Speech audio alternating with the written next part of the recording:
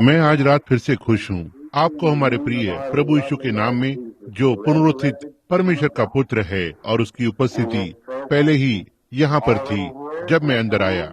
सो हम बहुत ही अधिक बहुतायत से देखने की अपेक्षा कर रहे हैं, सबसे बढ़कर जो यहाँ तक हम कर सकते हैं या सोच भी सकते हैं। आज रात कि परमेश्वर हम पर अपनी आशीषों को उंडेलेगा और यीशु मसीह को हमारे बीच में ऊंचा करे।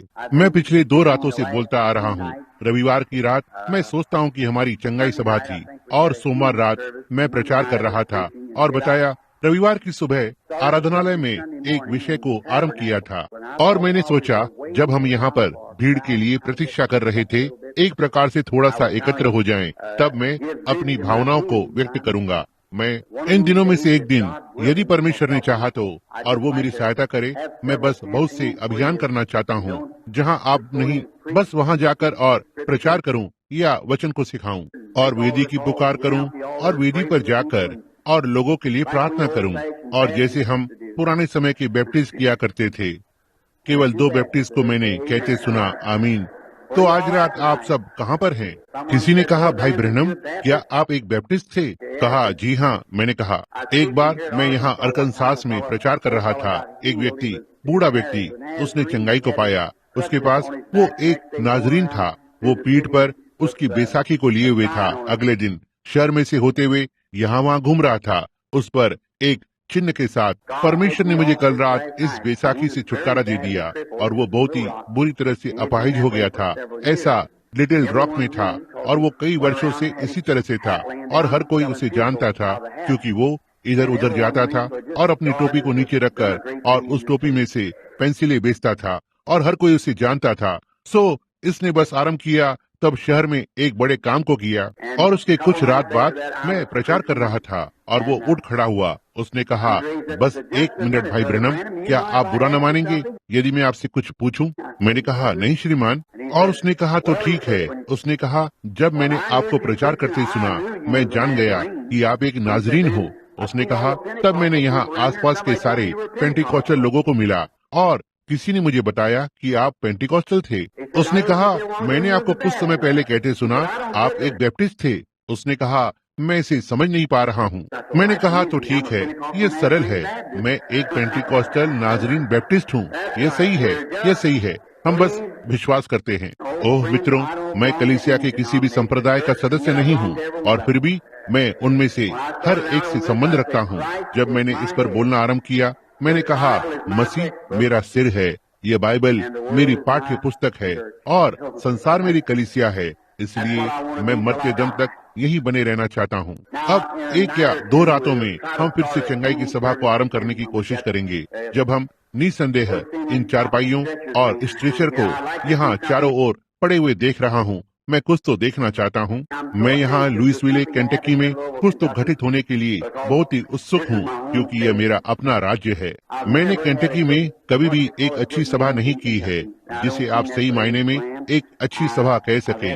मैं यह किसी तरह की आलोचना के लिए नहीं कह रहा हूँ। मेरे पास बहुत से बुरे अनुभव थे बहुत से स्थानों में, लेकिन मेरा मतलब है, ठीक यहाँ मेरे अपने घर में यह बहुत ही कठिन होता है। इसे बदलना बहुत ही कठिन होता है। मैं नहीं जानता क्यों, लेकिन मुझे लगता है कि ऐसा इसलिए है क्योंकि यीशु ने कहा, तुम्हारे अपने ही देश में। और यह किस तरह से होगा? यह संभवतः इसी प्रकार से है, लेकिन हम कभी भी बहुत से असाधारण अद्भुत कार्यों को नहीं देख पाएंगे। मेरी यहाँ एक सभा हुई थी लगभग 1 या 2 वर्ष पहले जेफरसन विले में, लेकिन ऐसा हुआ कि वो महिला यहाँ केंटकी में यहीं कहीं से थी। उसके अंग चौक की तरह सफेद हो गए थे, जैसे कि उसके अंगों से नीचे, मेरा मतलब उसके कमर से लेकर उसके नीचे के अंगों तक, और वह 17 वर्ष से लेकर नहीं चली थी। आप में से बहुत से लोग उस रात वहाँ पर थे, और वो मामला याद होगा, और वो सीधे उठकर और सामान्य रूप से आराधनालय से बाहर चलकर गई। अब मैं चाहता हूँ कि कुछ तो यहाँ लुइसविले में शुरू हो जाए, जहाँ मैं एक पुराने चलन की बेदारी को देख सकता, जो यहाँ इस प्यारे से बड़े शहर में से होने जा रही है। यह शहर भी अन्य सभी शहरों की तरह है। यह बहुत ही बुरा और भ्रष्ट है। आप जानते हैं कि यह सच है। मैं केंटकी को ठेस नहीं पहुंचा रहा हूं, क्योंकि मैं भी केंटुकियन हूं। तो ठीक है, परंतु यह सत्य है। यह बहुत ही बुरा है। यह सारा विस्की और शराब बनाने का घर है और बहुत सी बुरी युक्तियाँ और हर एक चीज, जैसे ये ठीक यहाँ लुइसविले केंटकी के आसपास होता है, इसलिए यह शैतान का आसन है। लेकिन हम इसे यीशु मसीह के सुसमाचार से टुकड़े टुकड़े कर सकते हैं यदि हम सब एक साथ हो जाएं। यह सही है। हमें अपनी शक्तियों को एक साथ एक करना है और जोर लगाना है। कुछ समय पहले देश में एक बहुत ही प्रसिद्ध सुसमाचारक था, कहा यहाँ की सभाओं के बारे में बात कर रहा था। उसने कहा ठीक है, यहाँ पर यह है।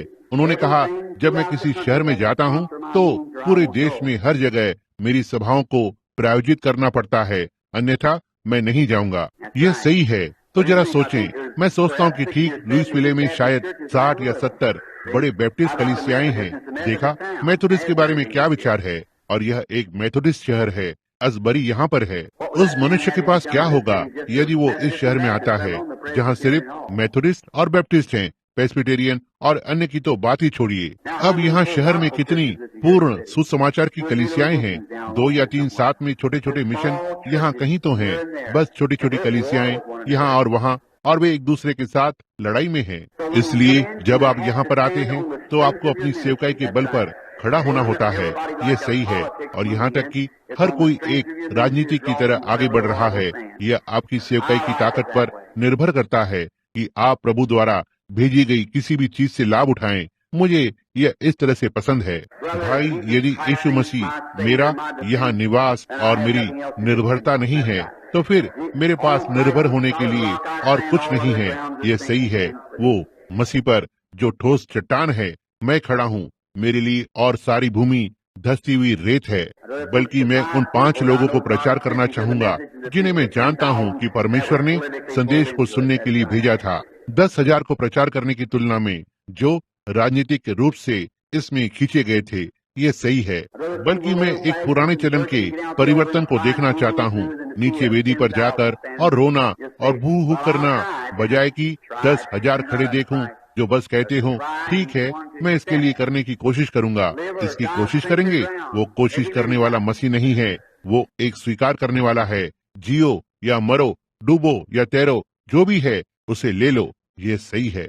यदि मैं आज रात 10,000 लोगों के लिए प्रार्थना करूं और वे सब सुबह को मर जाते हैं, तो कल रात में यहाँ वापस बीमारों के लिए प्रार्थना करूंगा, यह विश्वास करते हुए कि परमेश्वर का वचन सही था। यह सही बात है। यदि मैं मर रहा था और 5,000 लोग 100 वर्ष पहले मर गए थे और वे लंबे समय से अनंतता में रहे थे, वापस जी उठकर और धरती पर आकर और कहते हैं, भाई ब्रैनम, आप इस पर विश्वास न करें, वो सही नहीं है, इस पर भरोसा न करें, हमने उस पर विश्वास किया, हम गए, हम असफल हो गए। मैं फिर भी कहूंगा, मुझे यीशु मसीह में मरने दो। ये सही है। मैं इसे विश्वास करता हूँ और मेरा पूरा हृदय यही है। यही एक चीज ठीक उसी में बैठी हुई है और मैं इसे अपने पूरे हृदय से विश्वास करता हूँ और मैं उस पर निर्भर करता हूँ और मैं उसके लोगों से प्रेम करता हूँ। मैं आपसे प्रेम करता हूँ, आप जो परमेश्वर के राज्य के नागरिक हैं, और मैं आपके साथ कंधे से कंधा मिलाकर खड़ा होना चाहता हूँ और बोझ को उठाना चाहता हूँ। अब आज रात मैंने कल रात प्रचार किया, आज रात थोड़ी देर के लिए बोलने जा रहा था। प्रभु ने चाहा तो आपको बहुत देर तक रोके रखना और आपको थकाना नहीं चाहता, क्योंकि हम अपेक्षा कर रहे हैं। मेरे पास इस सभा के लिए प्रभु के सामने एक प्रकार का निवेदन है और मैं परमेश्वर से कुछ तो करने की अपेक्षा कर रहा हूँ जो इस शहर में ही इस सभा को गति प्रदान करेगा। आप प्रार्थना करें, अपना योगदान दें, तब जब न्याय आता है हम सब खड़े होकर और कह सकते हैं कि हमने अपना योगदान दिया। निर्गमन के 20वें अध्याय में और 7वें पद से आरंभ करते हुए मैं कुछ समय के लिए बोलना चाहता हूँ। यदि परमेश्वर अनुमति देगा तो उसी ठीक है, मैं कहूँगा ना ही एक असाधारण विषय लेकिन एक अच्छा विषय। पिछले रविवार को जेफरसन विले के टैबरनेकल में संडे स्कूल में हमने इस पर शुरुआत की, लहू के द्वारा छुटकारा। और यहाँ मैं जो करने की कोशिश कर रहा हूँ, यदि आप जानना चाहते हैं कि मैं यहाँ ऐसा क्यों कर रहा हूँ, आप में से बहुत से लोग कहते हैं कि आपने मुझे कभी भी चंगाई के अभियान में प्रचार करते नहीं देखा, लेकिन यह एक उद्देश्य के लिए है। मैं सोचता हूँ क्या मैं प्राणों को तोड़कर और वेदी पर आ सकता हूँ तो मैं लुइसविले के लिए परमेश्वर से अनुग्रह को पाऊंगा। यह सही बात है।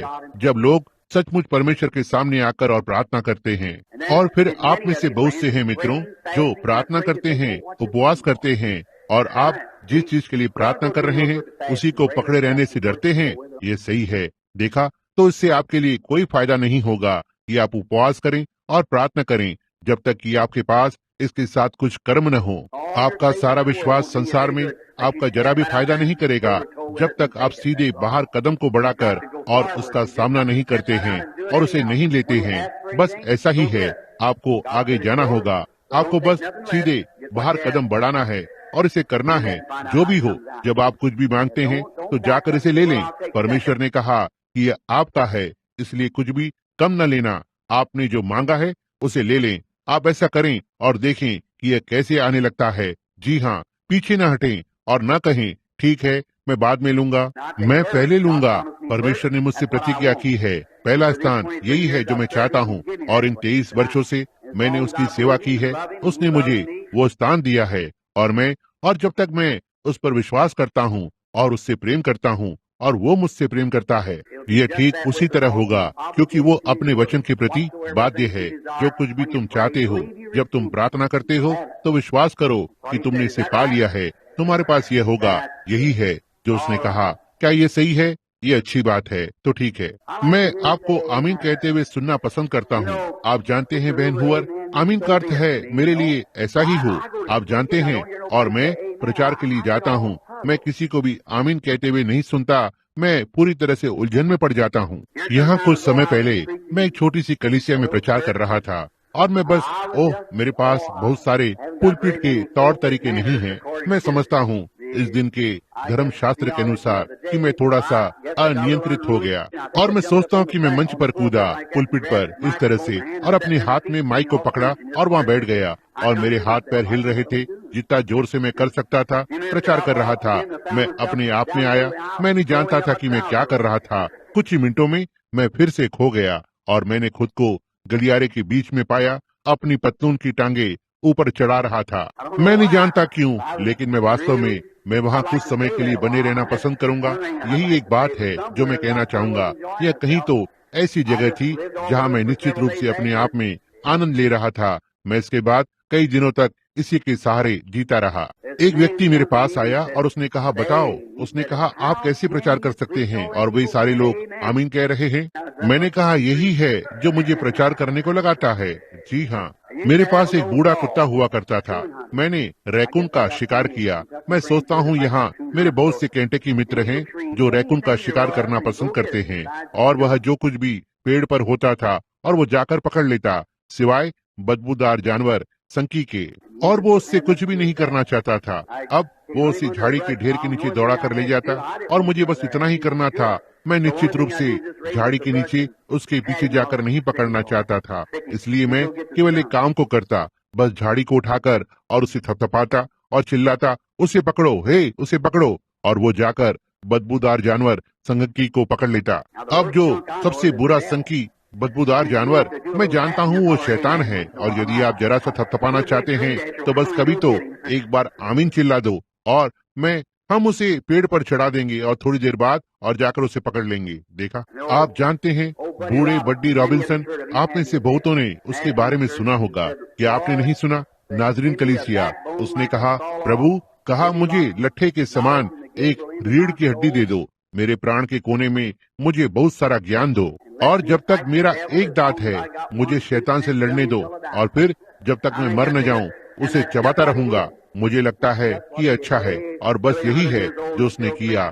बस यही है जो उसने किया। लगभग 100 वर्ष का बूढ़ा है और अब भी सुसमाचार का प्रचार कर रहा है। मैं उन पुराने अनुभवी योद्धाओं को इस तरह से प्रचार करते हुए सुनता हूँ। एक दिन मैंने रेडियो को चालू किया और एक बूढ़ा भाई जिसका नाम मोर्दके एफ हैन था, लगभग 100 वर्ष की उम्र का, अब भी सुसमाचार प्रचार करता है। मैंने कहा परमेश्वर उसे आशीष दे और होने पाए उसके मुकुट में तारे हों जब वो वहाँ पहुँचता है। भाई हैम, मैं उसे नाम मात्र से ही जानता हूँ। इन दिनों में से एक दिन मैं उससे मिलना चाहता हूँ, इससे पहले कि वो पार करके उस देश को चला जाए, और वो वहाँ पर बहुत से लोगों से हाथ मिला सकता है।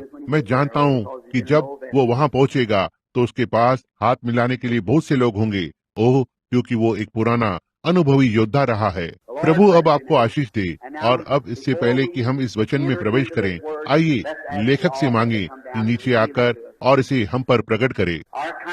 हमारे दयालु स्वर्गीय पिता, हम आज रात आपके पास आते हैं, आपके पुत्र के उस प्यारे तेजस्वी यीशु के नाम में, हमारे पापों को स्वीकार करते हुए कि हम उसके पवित्र नाम को बोलने के योग्य नहीं हैं, क्योंकि स्वर्ग के सारे परिवार का नाम यीशु है, धरती पर सारे परिवार का नाम यीशु है, और उस नाम में हर एक घुटना झुकेगा और हर जुबान इसे स्वीकार करेगी, चाहे वे पापी हों या संत।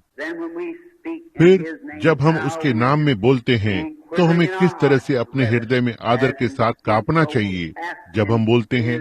इसलिए हम उसके नाम में मांगते हैं आदर पूर्वक कि आप आज रात हमारे पास आएंगे। प्रभु, हम यहाँ एक बड़े शहर के बीच में हैं, सभी प्रकार की युक्तियों के साथ जो शैतान ने लोगों को इस तरह से बांध कर रखा है, उनके व्यवसाय में, उसके जुए खेलने में और वेश्यावृत्ति में, विस्की और सिगरेट में। और हे परमेश्वर, और बहुत से सेवक गण पुलपिट में बस इसे ऐसे ही छोड़ देते हैं जैसे कि यह बस कुछ सामान्य सी चीजें हों। लेकिन परमेश्वर, हमें चेतावनी की आवाज को दें, जिससे कि हम सीधे और सच्चे सुसमाचार का प्रचार करें। कुल्हाड़ी को पेड़ की जड़ पर रख दो, टुकड़े जहाँ कहीं भी गिरे वहाँ गिरने दो। लेकिन हमारी सहायता करे प्रभु, ताकि ऐसी चीजों पर न्याय को सुना सके और आपके प्रिय पुत्र यीशु के सुसमाचार को प्रचार करें। परमेश्वर प्रदान करें कुछ तो बात जगह ले जो परमेश्वर के राज्य के लिए इस शहर को हिला दे, कि यहाँ तक कि कलीसियाएं जो बस साथ ही कोनों पर चल रही हैं, कुछ सदस्यों के साथ, हे परमेश्वर, होने पाए वे कलीसियाएं अच्छे पुराने समय के संत लोगों के साथ भर जाएं और फिर से जन्म लें। इससे प्रदान करें प्रभु, और होने पाए हम एक बेदारी को पाएं, एक पुराने चलन की, परमेश्वर की भेजी हुई बेदारी, जो बस शहर को एक ओर से दूसरी ओर तक हिला दे, सारी बुराई से छुटकारा पाते हुए। हे परमेश्वर, हमें एक लंबे समय तक चलने वाली सभा ना दें, हमें एक बेदारी को देना जो अवैध शराब के अड्डों को बंद कर दे, और इससे चीजें ठीक हो जाएंगी और लोगों को आने को लगाएगी। जब कलीसिया की घंटी बजती है और वेदी पर झुंड में आकर और पास्टर के संदेश के पहले प्रार्थना करें और तैयार रहें। परमेश्वर, इसे प्रदान करें। अब आज रात हो सकता है यहाँ कोई बीमार हो पिता, और जब हम बीमारों पर बोल रहे हैं या बीमारों के लिए भी होने पाए, पवित्र आत्मा हर बीमार व्यक्ति को इमारत में चंगा करे, हर एक पापी को बचाएं, वापस घर बुलाएं, हर एक पिछड़ा हुआ अपने पथ भ्रष्ट मार्ग से वापस आए। और अब होने पाए पवित्र आत्मा ही वो एक हो जिसने मुझे आज रात इस विषय के लिए मार्गदर्शन किया है, और होने पाए कि वो परमेश्वर की बातों को लेकर और अब अपने दास को यहाँ एक साधन के रूप में उपयोग करे, और होने पाए परमेश्वर महिमा को पाए, क्योंकि हम इसे उसके नाम में मांगते हैं। आमीन। गिनती के 20वें अध्याय के 7वें पद में हम इसे पढ़ते हैं, और यहोवा ने मूसा से बात की, कहा, लाठी लेकर और अपने भाई हारून समेत सभा को इकट्ठा करके उनके देखते उस चट्टान से बातें कर, तब वो उसका जल देगी। मैं चाहता हूँ कि आप ध्यान दें कि उसका जल,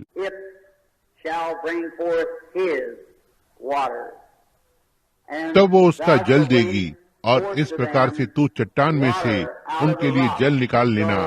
सो तू सभा के लोगों को देना और उनके पशुओं को पिलाना। और यहोवा की इस आज्ञा के अनुसार मूसा ने उसके सामने से लाठी को ले लिया, और मूसा और हारून ने मंडली के लोगों को उस चट्टान के सामने इकट्ठा किया और उन लोगों से कहा, सुनो, हे दंगा करने वालों, क्या हमको इस चट्टान में से तुम्हारे लिए जल निकालना होगा? तब मूसा ने हाथ उठाकर और उसकी लाठी से चट्टान पर 2 बार मारा, और उसमें से बहुत पानी फूट निकला, और मंडली के लोग अपने पशुओं समेत पीने लगे। होने पाए प्रभु अब इन कुछ वचनों को ले, जैसा कि हम पिछली रात के अपने विषय पर वापस जाते हैं और इसे इस पर लाते हैं, परमेश्वर ने चाहा तो। और अब मैं चाहता हूँ वे सभी बीमार जो यहाँ हैं आज रात, अब बिली ने आज कभी भी कोई प्रार्थना पत्र नहीं दिया, क्योंकि मैंने उससे कहा था कि नहीं देना। मैंने कहा, बिली, वहाँ जाकर और भाई कोबल को बताओ, और बस मैं परमेश्वर की महिमा के लिए कुछ तो कोशिश कर रहा हूँ। बस परमेश्वर से हमारी सहायता करने के लिए मांग रहा हूँ, ताकि हमें राज्य के अंदर प्राणों को दे दे और विश्वासियों को जो अपने विश्वास को मजबूत करेंगे और आगे बढ़ेंगे, यहाँ तक कि बिना किसी चीज के बस सीधे आगे बढ़ेंगे और कहेंगे, परमेश्वर मैं आप पर विश्वास करता हूँ, वचन पर। यही है वहाँ प्राथमिक और पहला और सबसे अच्छा तरीका है। यह सही है, परमेश्वर को उसके वचन पर लें।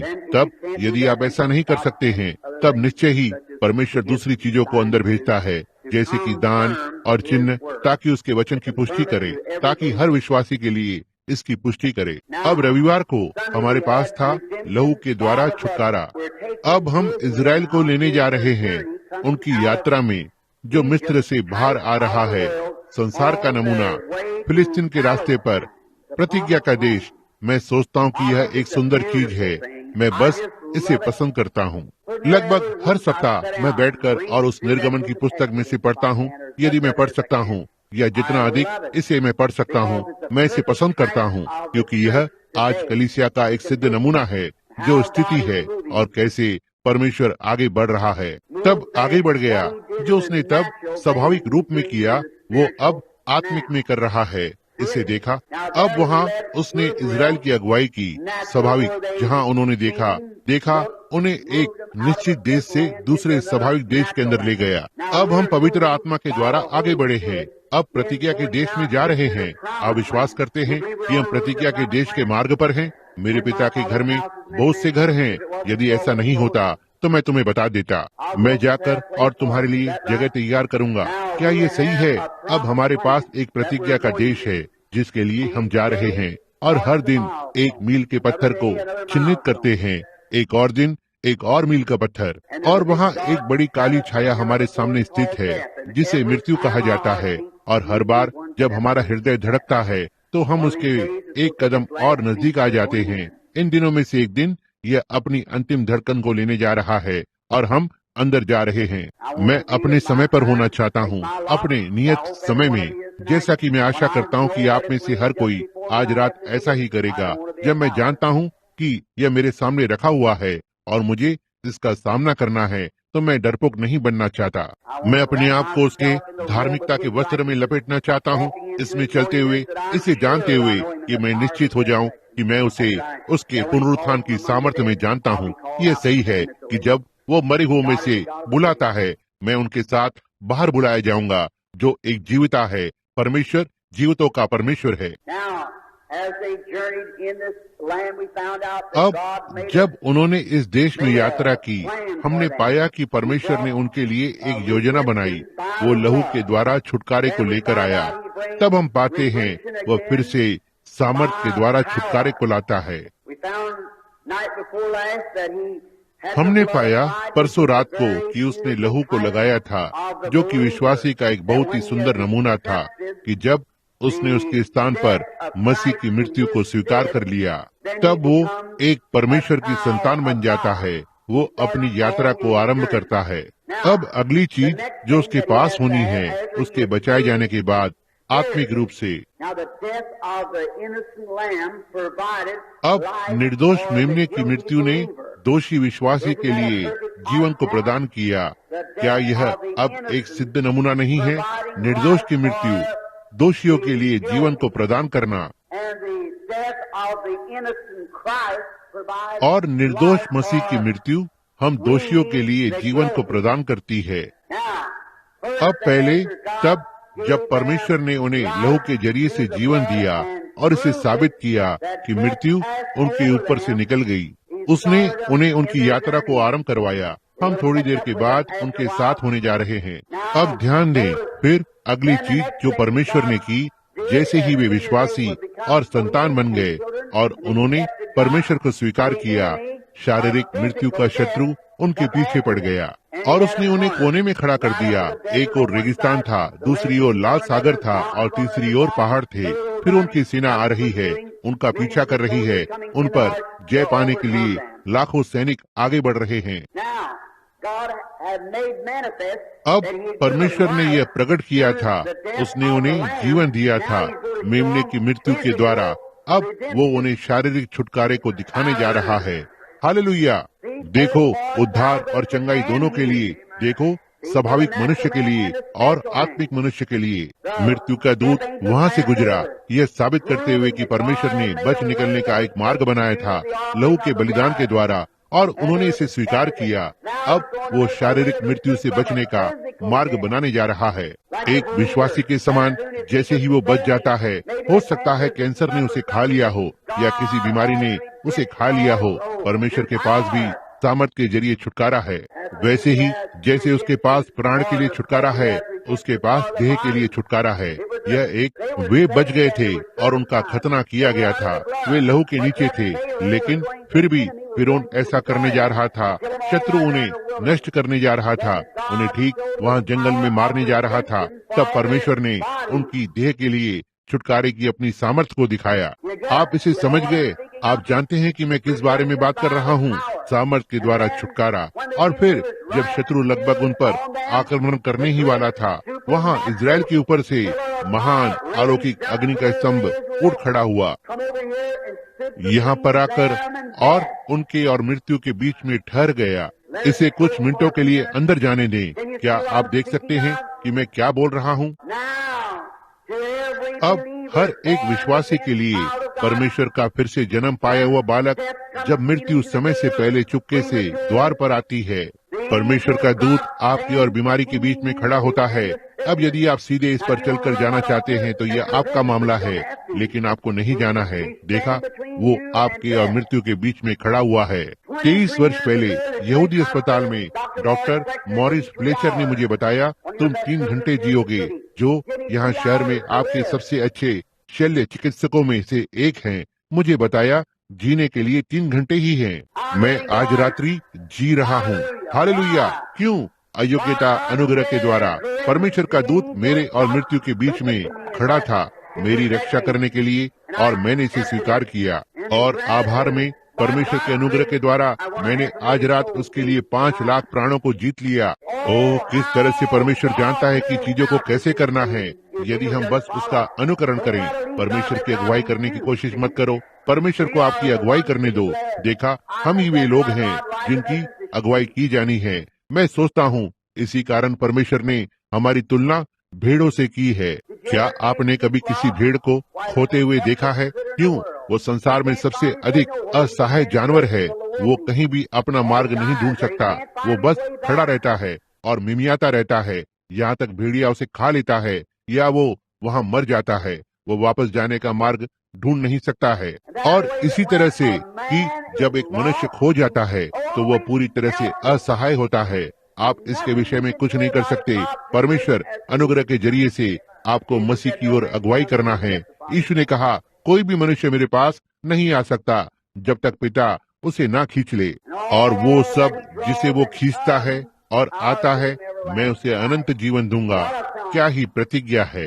ओह, काश मैं यहाँ हर एक व्यक्ति को समझा पाता। यह बाईं ओर 5वीं फसली के नीचे की गहराई तक चला जाए, जब तक कि यह हृदय के भीतरी भाग को न छू ले। आप देखेंगे कि लोग उठ खड़े होते हैं, उन पर तरह तरह की सारी बीमारियां मंडराती रहती है। आनंद करते हुए, इसे होने से इनकार करते हुए इस भवन से बाहर चल कर जाते हैं। अपाहिज लोग उतने ही सामान्य तरीके से चल कर जाते हैं जितना सामान्य वे चल सकते हैं। वे कुछ और जानने से इनकार कर देते हैं। देखा, आप डरे हुए हैं, आप आराम करने से डरते हैं। आप परमेश्वर के नीचे आकर और आपको बाहर निकालने की प्रतीक्षा कर रहे हैं। परमेश्वर इसे इस तरह से नहीं करता है। आप ही वो एक हैं जिसे कदम को उठाना होता है। वो प्रतिज्ञा को देता है और कहता है, आगे बढ़ो, तब आप अनुकरण करें। अब इजराइल के बच्चों पर ध्यान दें। उस समय पर परमेश्वर आकर और उनके और खतरे के बीच में खड़ा हो गया। छुटकारे की सामर्थ, मेरा मतलब सामर्थ के द्वारा छुटकारा, लहू के द्वारा छुटकारा, सामर्थ के द्वारा छुटकारा। पिछली रात हमने उन्हें छोड़ दिया, बस किनारे पर रेंगते हुए। लाल सागर के दूसरी ओर सारे शत्रु, उनके रथ के पहिए निकाल दिए गए थे। उनके घोड़े भयभीत हो गए थे ठीक नदी के बीच में, और वे यहाँ वहाँ मुड़ने लगे, इस ओर जा रहे थे, और पहिए कीचड़ में धंसकर और गिर गए। और उन मनुष्यों का एक झुंड पागल होकर भाग रहा था। शत्रु और इजराइल किनारे पर ऊपर चढ़ गया, यह देखने के लिए कि परमेश्वर ने अपने हाथ को आगे बढ़ाया है और सारे शत्रुओं को नष्ट कर रहा है। एक सुंदर नमूना विश्वासी जन लहू के नीचे तब मध्यस्थता के द्वारा चंगा हो गया। परमेश्वर की सामर्थ उसके जीवन को बचा रही थी, इसे कुछ समय के लिए बढ़ा रही थी। वे हर एक जन ठीक वहीं पर मारे गए होते, वो उन्हें ठीक वहीं जंगल में मार डालता यदि परमेश्वर उनके बीच में नहीं खड़ा होता। मैं बहुत समय पहले मर गया होता यदि परमेश्वर मेरे और मृत्यु के बीच में नहीं खड़ा होता। यहाँ पर हर एक विश्वासी बहुत समय पहले ही मर गया होता यदि परमेश्वर आपके और मृत्यु के बीच में नहीं खड़ा होता। आप में से हर एक जन, इसलिए परमेश्वर अपने सर्वोत्तम अनुग्रह और दया में विश्वासी और मृत्यु के बीच में खड़ा होता है। हालेलुया।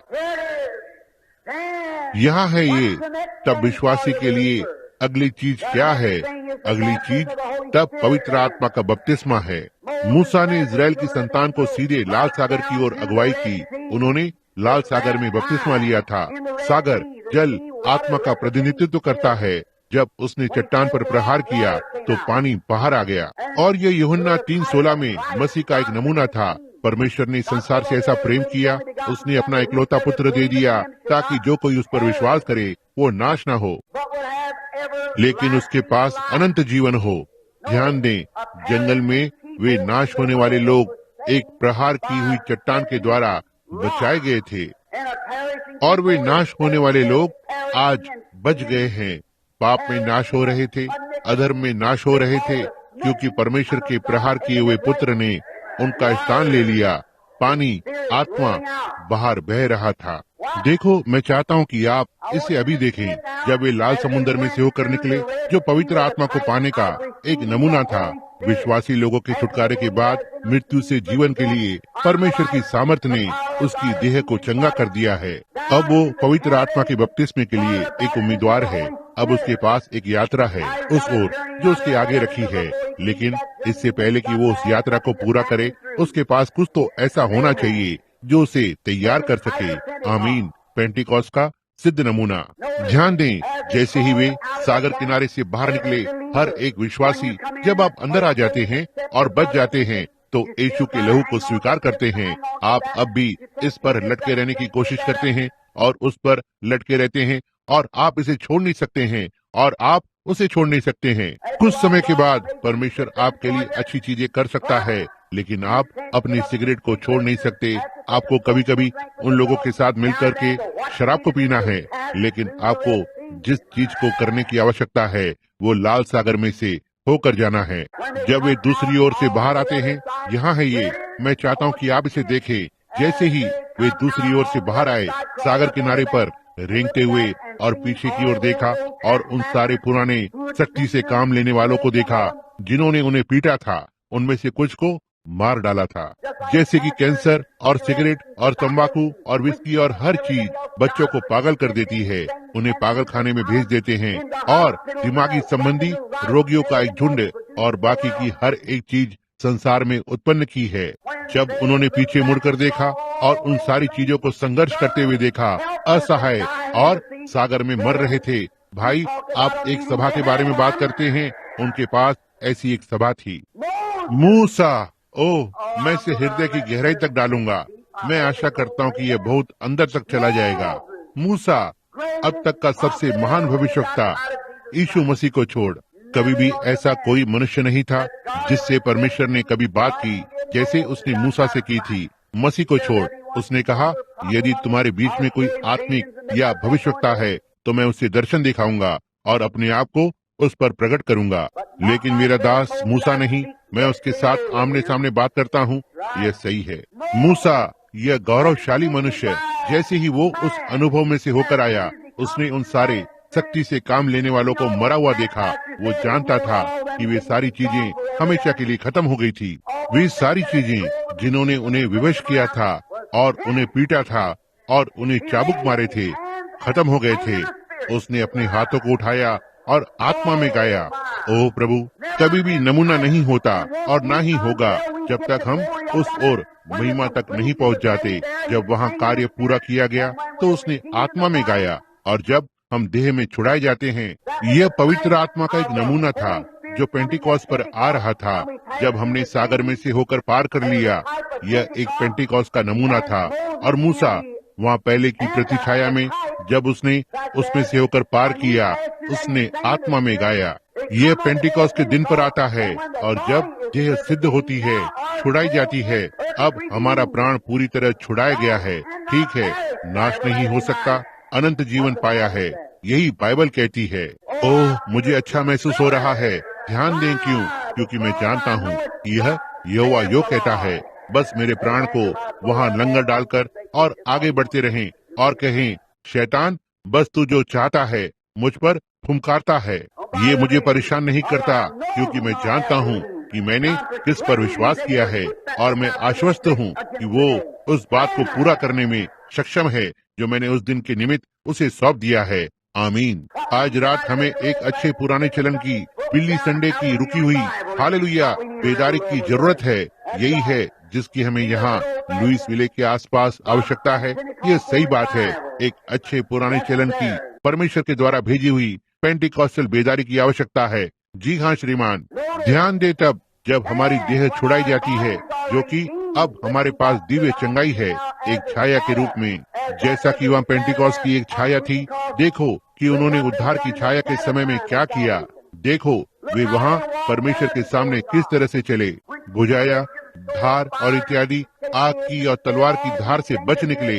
ये सारे काम जो उन्होंने किए, जलती हुई भट्टियों से बाहर आए, शेरों की मान से बचे, और हर एक चीज छाया के द्वारा, हालेलुया, पेंटिकॉस्ट की छाया के द्वारा। अब हमारे पास मसीह के लहू के द्वारा सिद्ध छुटकारा है। तब उनके पास सिद्ध छुटकारा नहीं हो सकता था, क्योंकि यह बैल और बकरियों के लहू के नीचे था और यह पाप को दूर नहीं करेगा। इसने तो केवल पाप को ढांपा था। लेकिन जब यीशु का लहू बहाया गया, सबसे पवित्र धर्मी लहू, पापों को और ढांपा नहीं गया था, उन्हें अलग किया गया था और समाप्त हो गए थे, और विश्वासी अपने बनाने वाले की उपस्थिति में चला जाता है। हालेलुया। यदि उन्होंने तब ऐसा किया तो वहाँ मूसा की प्रतिछाया आत्मा में गा रही थी। तब वहाँ प्रकाशित वाक्य में वे जिन्हें देह का सिद्ध छुटकारा मिला है, कांच के समुद्र पर खड़ा हुआ और प्रकाशित वाक्य की किताब में फिर से मूसा के गीत को गाया। एक पवित्र आत्मा की सभा के बारे में बात करें, उनके पास यह था जब वे उस सागर के किनारे पर पहुंच गए। सुनो बहन, वो छोटी सी गौरवशाली मरियम भविष्यवक्तनी, मूसा की बहन, एक भविष्यवक्तनी, वो इतनी उत्तेजित हो गई कि उसने एक डफ को हाथ में ले लिया और सागर के किनारे पर भागने लगी। इस डफ को बजाती रही और आत्मा में नाचने लगी। केवल इतना ही नहीं, लेकिन इजराइल की सारी बेटियां उसके साथ साथ आत्मा में नाच रही थी। क्या यह पवित्र आत्मा का उतरना नहीं है? मैंने ऐसा कभी नहीं देखा। क्यों? निसंदेह वे सारे विधि विधान को मानने वाले प्रतिष्ठित राष्ट्र अपनी दूरबीन से देख सकते थे और इसे देख सकते थे। उन्होंने कहा होगा कट्टरवादी, ठीक है, लेकिन यह परमेश्वर था, ठीक है। आज प्रतिष्ठित चीजें नीचे की ओर देखती हैं, जिसे परमेश्वर ने आशीषित किया है, ठीक है। मुझे एक कहानी याद आती है। एक व्यक्ति के पास एक बहुत बड़ा बढ़िया खेत था। उसने बड़े बड़े सुंदर खलियान बनवाए जो उतने ही ऊंचे और उत्तम थे जितने ये हो सकते थे, लेकिन वो खेती करने के लिए बहुत आलसी था। तो ठीक है, उसके नजदीक एक और किसान रहता था। उसके पास बहुत अधिक खलियान नहीं था, लेकिन वो वास्तव में एक किसान था और उसने उस वर्ष उस खलियान में बहुत सारा अच्छा अनाज रखा था और दो छोटे बछड़े जन्मे थे, एक खलियान में और एक दूसरे में। जब बसंत ऋतु का मौसम आया तो उन्होंने छोटे बछड़ों को घेरे से बाहर कर दिया। वो छोटा सा बछड़ा यहाँ से आया जिसे वास्तव में अच्छी तरह से खिलाया गया था। ओह, जब उस पर जोर से हवा का झोंका लगा, ओह प्रभु, उसने उसकी एड़ियां ऊपर उठाई। वो जितनी तेजी से जा सकता था चला गया। वो फुफकार रहा था और कूद रहा था और उछल रहा था और ऐसा ही करता जा रहा था। और फिर वहाँ पर दूसरे किसान ने उसके बछड़े को बाहर कर दिया। उसके पास खाने के लिए कुछ नहीं था सिवाय जंगली घास के। वो खेती करने के लिए बहुत आलसी था, उसे खिलाने के लिए बहुत आलस करता था। इन पास्टरों में से कुछ की याद दिलाता है। सही है, बहुत ही आलसी, यह बहुत ही समय बर्बाद करते हैं और बस आपके पास केवल बड़े बड़े खलियान हैं, वहाँ बछड़े के लिए कुछ खाना रखें। सही है। पवित्र आत्मा का बपतिस्मा सामर्थ के साथ प्रचार किया जाना, यह उन्हें जला देगा, ये सही है। लेकिन यही है जिसकी उन्हें आवश्यकता है, कुछ अच्छे पुराने चलन का जलाया जाना, जो कलीसिया की आवश्यकता है, जो सदस्यों की आवश्यकता है। ध्यान दें। और इस छोटे से बेचारे बछड़े की हालत खराब हो गई थी। बेचारा छोटा सा बछड़ा उस घेरे से बाहर आया। इतना पतला था कि वो मुश्किल से चल पा रहा था, और उसने दरार में से होते हुए झांका और उस ओर देखा, और उसने देखा कि दूसरा बछड़ा बस फुफकार रहा था। वो पूरी तरह से मोटा और गोल गोल था। उसे अच्छा महसूस हो रहा था। वो सारी सर्दियों में खा रहा था। और उस छोटे से भूखे बछड़े ने उसकी ओर देखा, कहा, ऐसी कट्टरता! ओह, निश्चय ही वो इतना दुबला था कि कुछ और सोच ही नहीं सका। लेकिन मैं आपको बताता हूँ, जब वो एक जो पूरी तरह से मोटा हो गया था, सारी सर्दियों में, भाई, वो जानता था कि वो कहाँ पर था। उसके पास एक अच्छा समय बीत रहा था जब वो गर्म हवा उस पर चलना शुरू हुई। और कोई भी मनुष्य जो परमेश्वर की आत्मा से जन्मा है, वे उसे कट्टरपंथी या कुछ और कहेंगे। लेकिन जब वो गर्म बसंत पवित्र आत्मा की हवा आने लगी, जैसे इसने पेंटिकॉस्ट के दिन पर किया था, कुछ तो बात जगह लेने जा रही है। ठीक है, गर्म हवाएं चलने लगती है। भाई, तुम सुसमाचार से पूरी तरह से तृप्त हो, गोल मटोल और अच्छा महसूस कर रहे हो। अपनी एड़ियों को ऊपर उठाओ और अच्छा समय बिताओ। इसी प्रकार से मरियम और उन्होंने किया। पीछे की ओर देखा और उन सभी पुरानी चीजों को देखा जो उन्होंने एक बार की थी। वे सब मर चुके थे और जा चुके थे। उन्होंने देखा था कि परमेश्वर ने लहू को स्वीकार किया है। दिव्य चंगाई में उसकी सामर्थ को देखा। उनके बीच में खड़ा हुआ था। लाल समुद्र में से होते हुए आए और आत्मा से बपतिस्मा लिया था। दूसरी ओर चलकर गए। बस एक अच्छा समय बिता रहे थे। उन्होंने परवाह नहीं की जो सारे संगठन इस विषय में क्या सोचते हैं। आमीन। आज यह क्या ही सिद्ध नमूना है उस विश्वासी का जो बाहर कदम रखने की हिम्मत करेगा।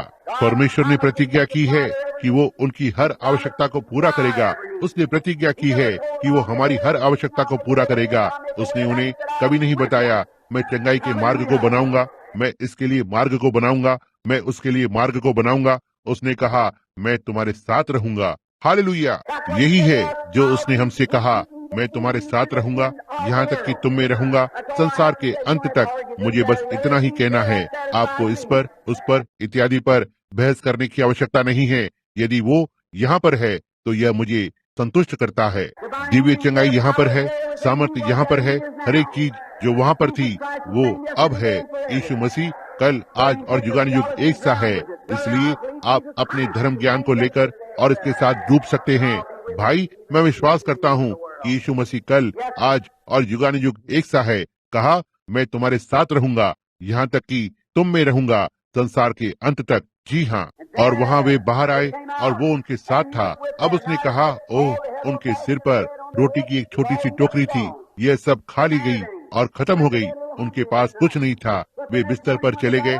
वे उस रात थोड़े भूखे थे, लेकिन अगली सुबह जब वे उठे तो वहाँ पर हर जगह जमीन पर रोटी पड़ी हुई थी। इसी तरह से परमेश्वर चीजों को करता है। आपको अंतिम मिनट तक आने देता है, तब आपको दिखाता है कि वो इसके विषय में क्या कर सकता है। यह सही है।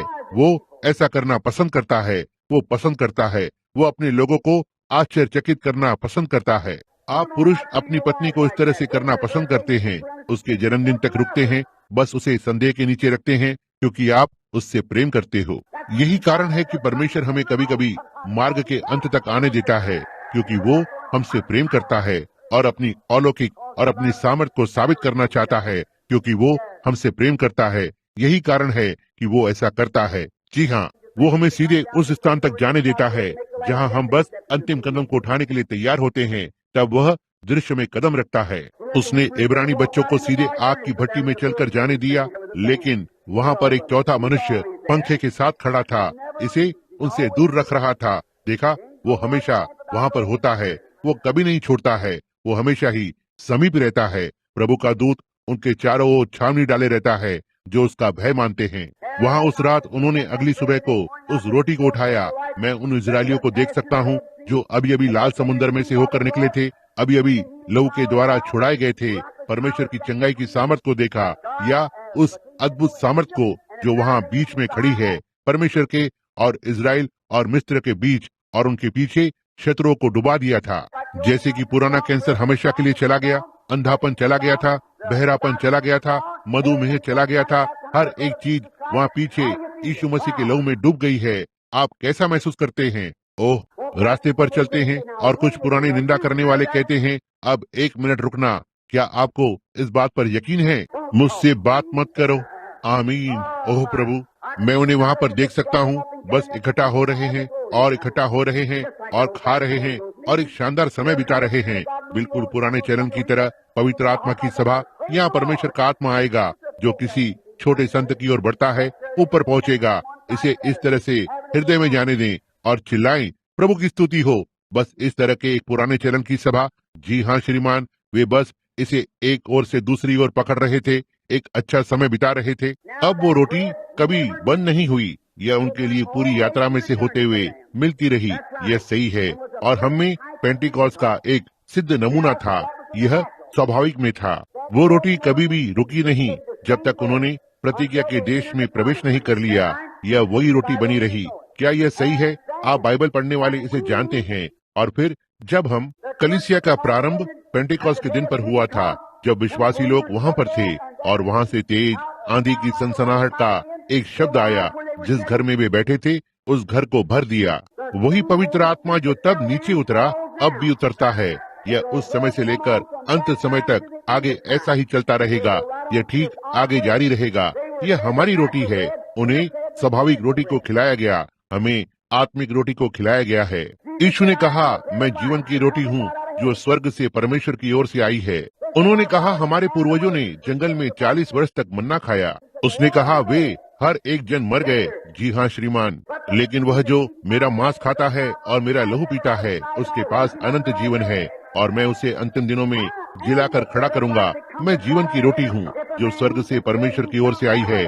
यदि कोई मनुष्य इस रोटी को खाता है तो वो कभी नहीं मरेगा। आप वहाँ हैं, उनके पास स्वाभाविक था, हमें आत्मिक में मिला है। ओह, मैं इसे किसी भी कीमत पर नहीं बदलूंगा। अद्भुत।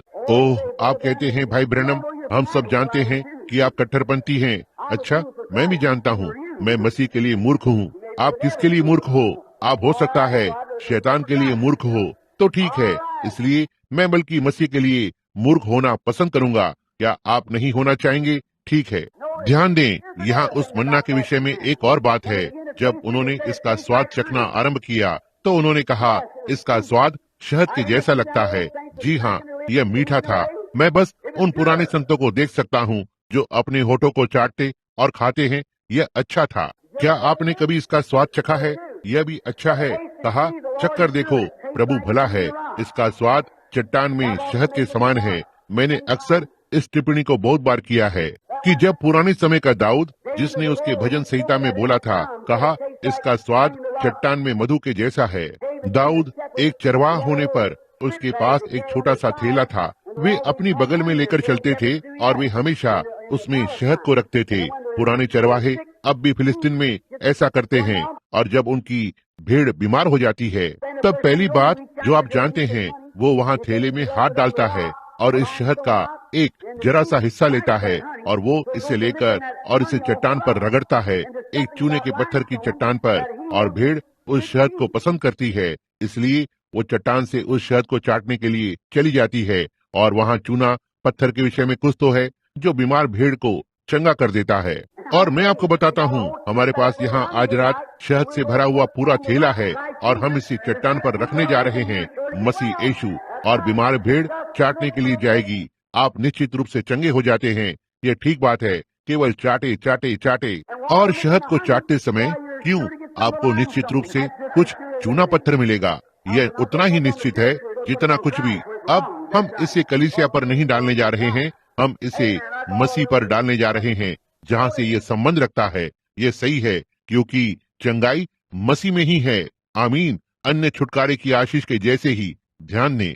और दूसरी बात, जब ये गिरना आरंभ हुआ, हारून को आज्ञा दी गई कि बाहर जाकर और इसके बहुत से ओमेर भर को ले। और यदि उन्होंने दूसरे दिन के लिए कुछ मन्ना रखने की कोशिश की तो यह खराब हो जाता है। और आज रात पवित्र आत्मा के लोगों के बीच ऐसा ही बहुत कुछ है। आप ये सोचने का यत्न कर रहे हैं, भाई 20 वर्ष पहले हमारे पास एक अच्छा संदेश था, हमारे पास अच्छा समय था। आज रात आपके पास क्या है? यही बात है। यह हर रात गिरता था, यह एक बार भी गिरने से नहीं चूका, केवल सबत के दिन पर। यह सही है। और अब परमेश्वर ने इसे हर रात भेजा है। नया, हर रात नया दिन, हर घंटे यह आता है। ध्यान दें, उन उमेर भर को ऊपर रखा गया था। उसने कहा, अब देखो, जब तुम देश के अंदर आते हो और तुम्हारे बालक इस विषय में पूछने लगते हैं, कहा, हर एक याजक जो अब याजक पद में आता है, उसके पास पवित्र स्थान में आने की अनुमति होती है। उसके बाद और इत्यादि, और एक को नियुक्त किया जाता है, तब उसके पास अंदर जाने का अधिकार होता था।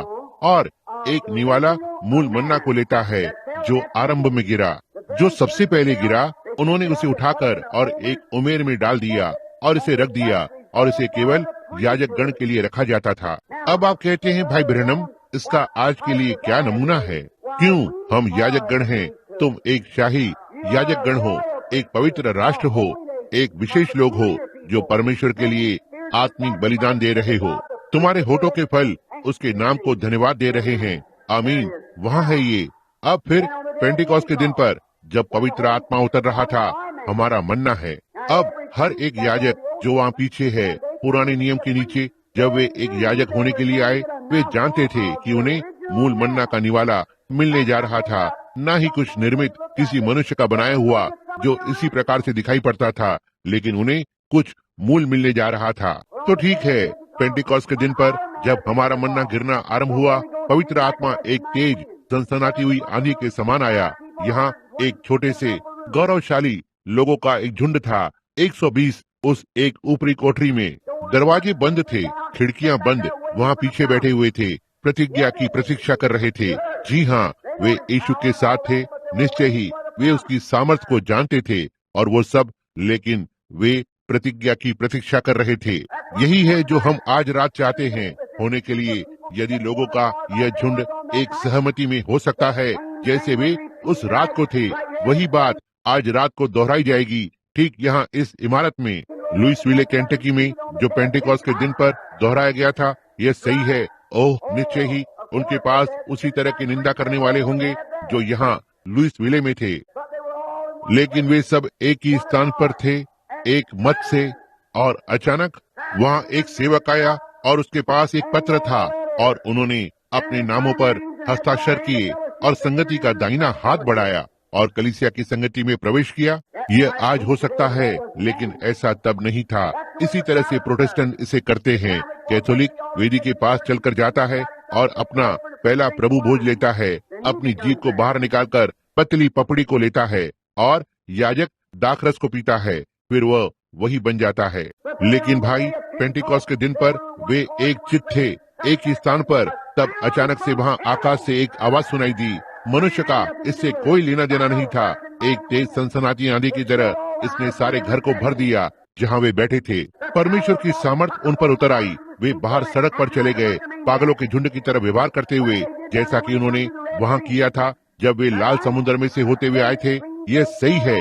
वे चिल्ला उठे, वे ऐसे ही करने लगे, वे डगमगाने लगे, वे अपने होठों से हकलाने लगे, वे ओह ऐसे ही करने लगे। आप लोग इतना तक नामी या प्रसिद्ध कलीसिया पीछे खड़े हुए थे और कहा, ये लोग नई दाखरस पिए हुए हैं। हालेलुया। जो भी हो, मुझे एक पवित्र शोर शराबा करने वाला कहने जा रहे हैं, इसलिए हो सकता है कि आप भी अब आरंभ कर दें। तो ठीक है, देखो, वे नई दाखरस के नशे में थे। यह सही है, वो दाखरस जो परमेश्वर की ओर से स्वर्ग से आई है। क्या आपने कभी किसी शराबी को देखा है? वो बस हर एक के साथ प्रेम में होता है। आपने देखा, वो परवाह नहीं करता। इसी प्रकार से मनुष्य जब आत्मा के नशे में धुत हो जाता है, बाइबल ने कहा, अत्यधिक मदिरा के साथ मतवाले मत बनो, लेकिन आत्मा के नशे में रहो। परमेश्वर का आत्मा आपको इतना नशे में धुत बना देता है, आप अपने सारे शत्रुओं और हर एक चीज को भूल जाते हैं। हर कोई आपसे प्रेम करने लगता है। वो इस बात की परवाह नहीं करता कि आपके आसपास कौन खड़ा है। आप तब देश के सबसे बड़े व्यक्ति होते हैं। मैं परवाह नहीं करता यदि आपका पड़ोसी आपके बगल में बैठा हुआ है जो किसी नामी या प्रसिद्ध कलीसिया में जाता है। बस एक बार पवित्र आत्मा को आप पर आने दो। देखो क्या बात जगह लेती है। सही तरह से बहुत ज्यादा नशे में धुत हो जाओ तो आप देखेंगे कि क्या बात जगह लेती है। आप कहेंगे, बहन मुझे ये मिल गया, आप भी इसे चाहती हैं। यह सही है। जी हाँ श्रीमान, कुछ तो बात जगह लेगी। वहाँ पर वे थे, वे सब नई दाखरस के नशे में थे। और सुनना, आप में से कुछ बहनें यहाँ हैं। क्या आप जानती हैं कि धन्य कुंवारी मरियम उसी में थी? अब उसे वहाँ ऊपर जाना था। यीशु मसीह की माँ को वहाँ पर जाना था और उन लोगों के झुंड में शामिल होना था। वो इतना आत्मा के नशे में थी, यहाँ तक कि वो डगमगाने लगी जैसे उसने विस्की या कुछ और पी रखी थी। और आप सोचते हैं कि आप स्वर्ग में पहुँच जाएंगे केवल कलीसिया को जाने के द्वारा और अपनी गीत की किताब को अपने बगल के नीचे रखकर, और हर रविवार की सुबह को चलकर जाते हैं और घंटी बजने लगती है और बैठकर और कुछ तो सुनते हैं और चलकर वापस जाते हैं। आप ऐसा कभी नहीं करेंगे। आपको उस मार्ग पर आना होगा, क्योंकि यही एकमात्र मार्ग है जिसे परमेश्वर ने कभी निर्धारित किया है और हमेशा ही किया है, और आप इस पर चलेंगे या तो वहाँ पर नहीं होंगे। मैं आपका न्याय नहीं हूँ, लेकिन मैं सुसमाचार का प्रचार कर रहा हूँ। ये बिल्कुल सत्य है। धन्य कुंवारी ठीक वहाँ पर थी, बस उसी तरह से मूर्खता का व्यवहार किया जैसे कि बाकी लोगों ने किया। बस उन बाकी लोगों की तरह ही नशे में थी। ये पुरुष और महिलाएं, उनमें से हर एक नई दाखरस से भरा हुआ था।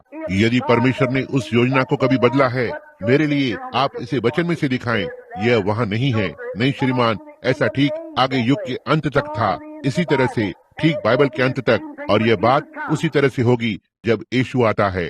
देखो, जब वे उस नए दाखरस के नशे में थे, देखो, हम देखते हैं कि क्या परमेश्वर आप सभी के लिए एक ओमेर भर को ऊपर रखता है। तो ठीक है, यहाँ वे सब वहाँ बाहर खड़े थे, और एक छोटा सा पुराना डरपोक प्रचारक जिसका नाम पतरस था, वो छोटी चट्टान अपने स्थान से इतना डर गया था, इतना तक कि उसने यीशु का इनकार कर दिया और बाहर भाग गया और प्रार्थना की, और उसे उनके साथ एकत्र होना था, सार्वजनिक रूप से खुले मंच पर खड़े होकर या ऐसा ही कुछ, और कहा, क्यों तुम यहूदिया के लोगों और तुम जो यरूशलेम में रहते हो, वह डॉक्टर थे, डीडी की उपाधि वाले, ओह कहा, तुम लोग जो और इजराइल के लोगों और यरूशलेम में रहने वालों और आदि आदि, तुम ये जान लो, ये नशे में नहीं है जैसा कि तुम सोचते हो। देखते हुए यह दिन का तीसरा पहर है, लेकिन यह वही है। यदि ये वो नहीं है तो मैं इससे तब तक नहीं बोलना चाहता हूँ जब तक यह नहीं होता है। यह एक बात है। उसने कहा, यह वही है जिसके विषय में योएल भविष्यवक्ता के द्वारा बोला गया था, यह अंत के दिनों में पूरा होगा। परमेश्वर जो कहता है, मैं अपना आत्मा सब प्राणियों पर उंडेलूंगा, तुम्हारे पुत्र और पुत्रियां भविष्यवाणी करेंगे, और मैं अपने दास और दासियों पर अपनी आत्मा को उंडेलूंगा, और वे भविष्यवाणी करेंगे, और मैं ऊपर आकाश में और धरती में चिन्ह दिखाऊंगा, और आग के खंभे और धुआं और भाप, और ये घटित होगा यहोवा के उस बड़े और भयानक दिन के आने से पहले। जो कोई भी प्रभु के नाम को पुकारेगा वो बच जाएगा। स्वघोषित लंबे वस्त्र पहने हुए ढोंगी याजकों के झुंड ने कहा, हम बचने के लिए क्या कर सकते हैं? पतरस ने कहा, तुम में से हर एक जन पश्चाताप करे और यीशु मसीह के नाम में बपतिस्मा ले तुम्हारे पापों की क्षमा के लिए, और तुम पवित्र आत्मा का दान पाओगे। ये कितने समय के लिए है? क्योंकि प्रतिज्ञा तुम्हारे लिए और तुम्हारे बच्चों के लिए और उनके लिए जो दूर हैं, जितों को हमारा प्रभु परमेश्वर बुलाएगा। तब हर एक मनुष्य जो प्रायश्चित करता है और यीशु मसीह के नाम में बपतिस्मा लेता है और परमेश्वर उसे पवित्र आत्मा का बपतिस्मा देता है, क्या यह पहले मन्ना जैसा कुछ तो नहीं दिखाई देता है? लेकिन उसे न केवल पहला मन्ना का निवाला मिलता है, बल्कि उसे उसी पवित्र आत्मा से भरा हृदय भी मिलता है। आप कह सकते हैं, इसे थोड़ा कम कर दो। मुझे पता है कि मैं इस मामले में थोड़ा जोर से बोलता हूँ, लेकिन मैं कुछ नहीं कर सकता। ध्यान दें, देखिए, मैं आप पर चिल्ला नहीं रहा हूँ। हो सकता है कि मैं इससे उभर रहा हूँ, लेकिन ओह, यदि आप भी मेरी तरह महसूस करते तो आप भी जोर से चिल्लाते। ध्यान दें, ओह, मूल मन्ना का एक हृदय भर जो कि आरंभ में गिरा था, वही पवित्र आत्मा तब गिरा था, अब गिर रहा है, और यह कहाँ तक गिरता रहेगा? आपके लिए, आपके बच्चों के लिए, वे जो बहुत दूर दूर तक हैं, लुइसविले, केंटकी, और जितनों को प्रभु हमारा परमेश्वर बुलाएगा, वे उसी चीज को पाएंगे जो यहाँ हमें मिला है। यही है जो उसने कहा। परमेश्वर ने इसे आशीषित किया, उसने इसका प्रचार किया, पवित्र आत्मा इसे लेकर आया, मैंने इसे पाया, इससे बात खत्म हो जाती है। आमीन। यह मेरे लिए बस इतना ही काफी है। मैंने उसे उसके वचन पर लिया, उसने इसे किया। यदि आप इसे चाहते हैं तो आपके पास भी हो सकता है। यह सही बात है। इसलिए उस मृत अवस्था से बाहर निकलो और जागो, और बस अपने को इस तरह से हिलाओ और अपने को जगाओ। और पहली बात, आप चारों ओर देखते हैं और हर चीज आपको अलग दिखाई देगी। वो व्यक्ति जिससे आप बात नहीं करते हैं, आप उसके पास जाने के लिए जल्दी जल्दी करेंगे और उससे बात करेंगे।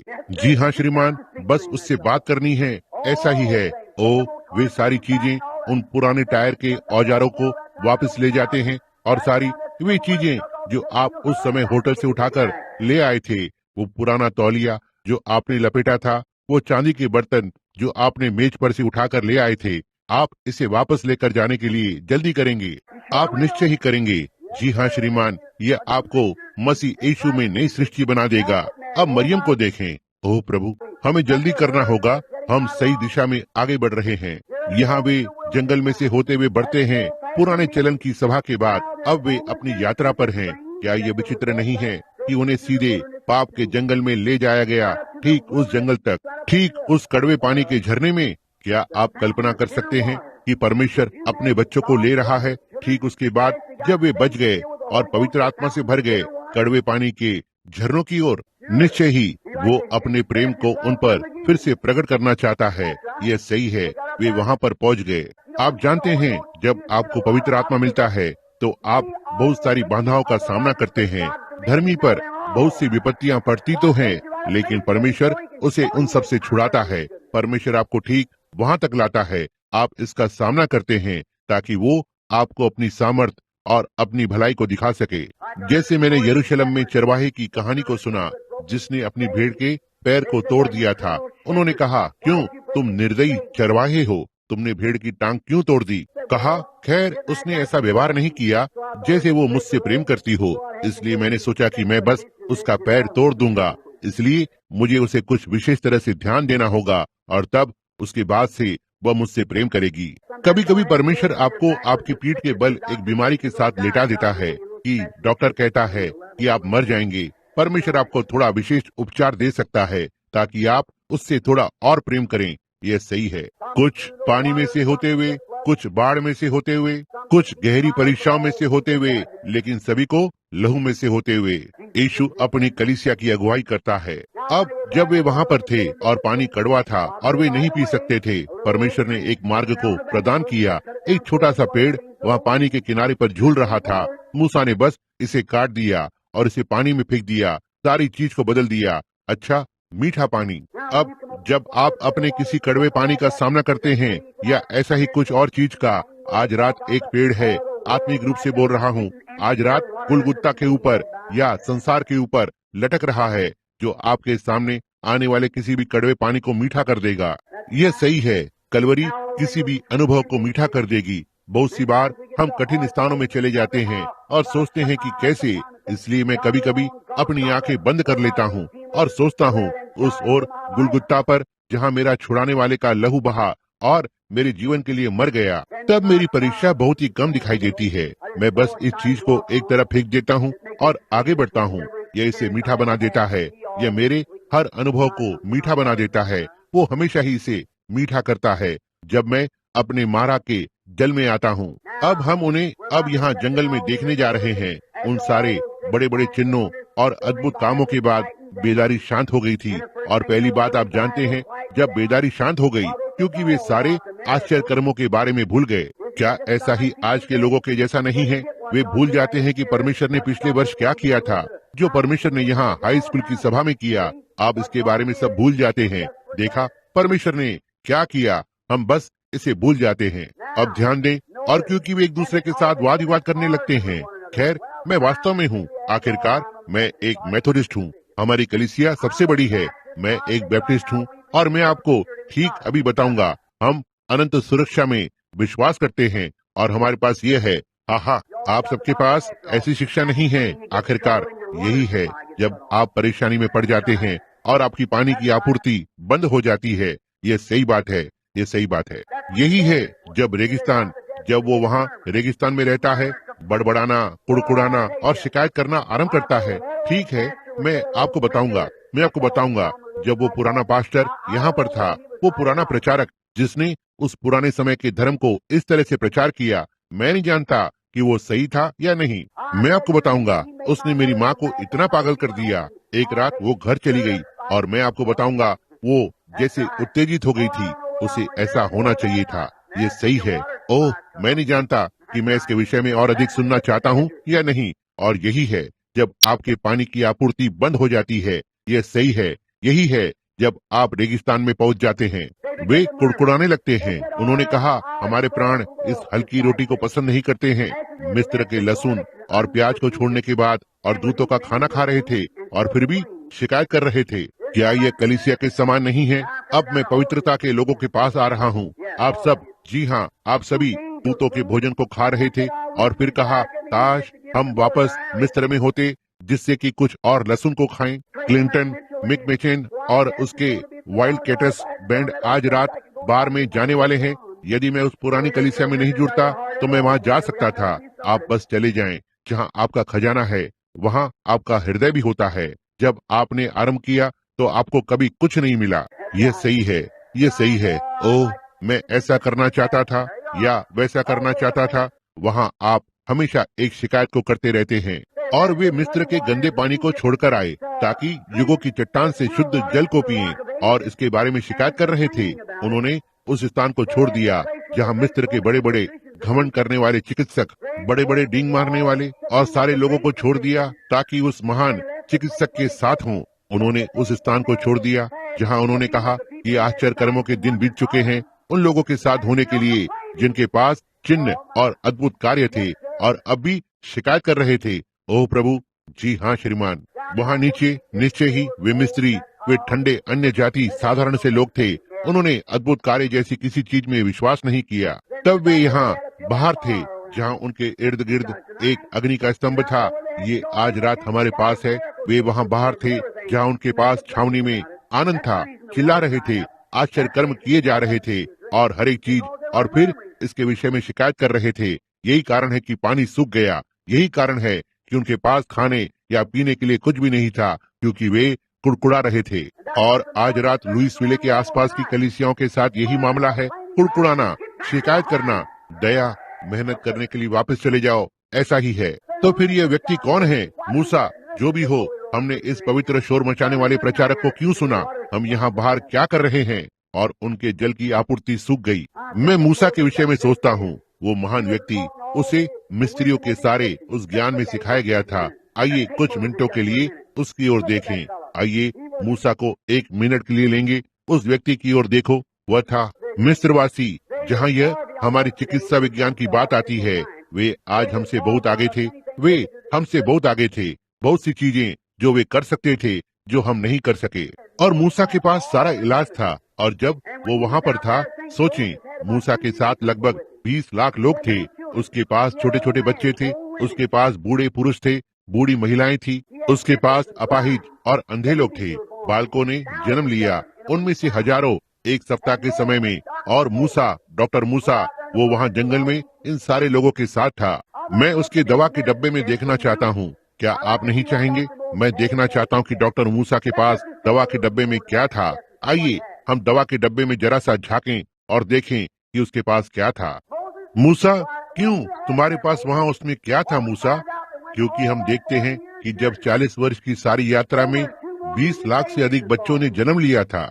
ये सही है। तुमने क्या उपयोग किया मूसा? तुमने उन सारी पीड़ाओं और दर्द और कैंसर और अंधेपन और बहरेपन और गूंगेपन के लिए क्या उपयोग किया? क्योंकि वे मुझे बताते हैं कि जब तुम जंगल में से बाहर आए तो उनके बीच में एक भी निर्बल नहीं था। कहते हैं, क्या इनमें से कुछ डॉक्टर उस दवा के बक्से को देखना पसंद नहीं करेंगे? और एक बात और मूसा, तुमने उन लोगों पर क्या छिड़काव किया कि यहाँ तक कि उनके कपड़े भी खराब नहीं हुए। उन चट्टानों पर चलते हुए उनके जूते कभी भी नहीं घिसे। यदि आप कभी वहाँ रहे होंगे तो आपको पता होगा रेगिस्तान कैसा दिखाई देता है। उनके 3 दिनों में एक जोड़ी जूते घिस जाते हैं। और उन्होंने 40 वर्षों में कभी भी उनके जूते के चमड़े का एक टुकड़ा भी नहीं उतरा। मूसा, तुम्हारे दवा के डिब्बे में क्या था? आइए इसके अंदर देखें। मैं उसे देखता हूँ। मेरे पास एक दवा का नुस्खा है। मैं प्रभु हूँ जो तुम्हें चंगा करता है। इससे बात खत्म हो जाती है। आमीन। कहा, ओह मूसा, मेरे पिता यहाँ पर रहे हैं। वो अभी अभी गिर गए और उनका पैर टूट गया है। तुम्हारे पास उसके लिए क्या है? मुझे देख लेने दो। यदि तू मेरी आवाज की आज्ञा में रहे, मेरी सारी आज्ञाओं को माने, मैं इन बीमारियों में से किसी को भी तुम पर नहीं डालूंगा जैसे मिस्त्रियों को डाला, क्योंकि मैं प्रभु हूँ जो तुम्हें चंगा करता है। उसे यह बताओ। वो चंगा हो गया। आमीन। यह सही बात है। ओह, वो गंभीर रूप से बीमार है। मेरे बच्चे को पेट का दर्द है या निमोनिया। बहुत ही बुरा हाल है। डॉक्टर मूसा, मैं क्या कर सकता हूँ? मुझे देखने दो कि मेरे पास क्या है। मैं प्रभु हूँ जो तुम्हें चंगा करता है। इससे बात खत्म हो जाती है। आमीन। वे चले गए। ये सही है। आनंदित होते हुए आगे बढ़ने लगे। उसे बस इसी की आवश्यकता थी। मैं प्रभु हूँ जो तुम्हें चंगा करता है। 600 और उससे अधिक दैविक चंगाई की निश्चित प्रतिज्ञाएं हैं केवल नए नियम में। और फिर भी हम आज रात परमेश्वर से सवाल करते हैं, हमारे लिए न्याय का क्या अर्थ होगा? ठीक है, मैं प्रभु हूँ जो तुम्हें चंगा करता है। जी हाँ श्रीमान, यही है जो मूसा के पास था। डॉक्टर मूसा के पास उसके अधिकार में था, उसके दवा के डब्बे में जो था, मैं प्रभु हूँ जो तुम्हें चंगा करता है। इसलिए उसने सारी बीमारियों को चंगा किया और उन्हें पूरी तरह से दूर रखा और उन्हें सीधे जंगल में से होते हुए प्रतिज्ञा के देश के अंदर लेकर आया। ओह प्रभु, उन्होंने उन सारे बड़े बड़े घमंड करने वाले चिकित्सकों को छोड़ दिया ताकि इस महान चिकित्सक के साथ रहें। उन्होंने लोगों के उस झुंड को छोड़ दिया था जो ठंडे, औपचारिक और निरुत्सुक थे, कहते हुए आश्चर्य कर्म जैसी कोई चीज थी ही नहीं। और ठीक यहाँ एक अग्नि का स्तंभ उनके ऊपर मंडरा रहा था। लोग चंगे हो रहे थे। हर एक चीज और किसी भी चीज की उन्हें आवश्यकता थी, बस उनके लिए तैयार किया गया था। और फिर भी वे शिकायत कर रहे थे जब वे पानी में से बाहर निकले। लेकिन तब परमेश्वर के सर्वोच्च अनुग्रह में, उस सब में, जैसे आप आज रात लुइसविले में हैं, इस सब के बीच में चिल्ला उठते हैं। आश्चर्य कर्म के दिन बीत चुके हैं। मेडिकल एसोसिएशन पूरे देश भर में दिव्य चंगाई को रोकने की कोशिश कर रही है। आप इसे कभी नहीं रोक पाएंगे। आप भी अब रुक सकते हैं। आप अब इसे नहीं रोक सकते, जैसे आप सूरज को नहीं रोक सकते। यह सही है। यहाँ कुछ वर्ष पहले जब मैंने पहली बार जेफरसन विले में आरंभ किया था, मैं दिव्य चंगाई का प्रचार कर रहा था। यह बात व्यावहारिक रूप से वर्षों से ज्ञात नहीं थी। यह एक कठिन बात थी। लेकिन भाई, आज रात वहाँ उनमें से लाखों लोग हैं, हर जगह चिल्ला रहे हैं, इसे रोकने की कोशिश करते हैं। आप नहीं कर सकते। मुझ यहोवा ने इसे लगाया है। मैं इसे दिन और रात खींचूंगा। ऐसा न हो कोई इसे मेरे हाथ से छीन ले। यहाँ ज्यादा समय नहीं हुआ, मैं स्टैच्यू ऑफ लिबर्टी पर कुछ छोटी चिड़ियों को देख रहा था। वे बस वहाँ पर पड़ी हुई थी। वे रोशनी या लाइट के नीचे चारों ओर पड़ी हुई थी। और मैंने गाइड से पूछा, यह क्या हुआ? उसने कहा, कल रात को आए तूफान में चिड़ियों ने अपने सिर को फोड़ दिया। वे रोशनी में आ गए थे और रोशनी या लाइट उन्हें सुरक्षा की ओर ले जाती, लेकिन वे लाइट को बुझाने की कोशिश कर रहे थे और लाइट को बुझाने की कोशिश में उन्होंने अपने सिर को फोड़ दिया। मैंने कहा, परमेश्वर की महिमा हो। मुझे लगता है उसने सोचा कि मैं पागल हूँ।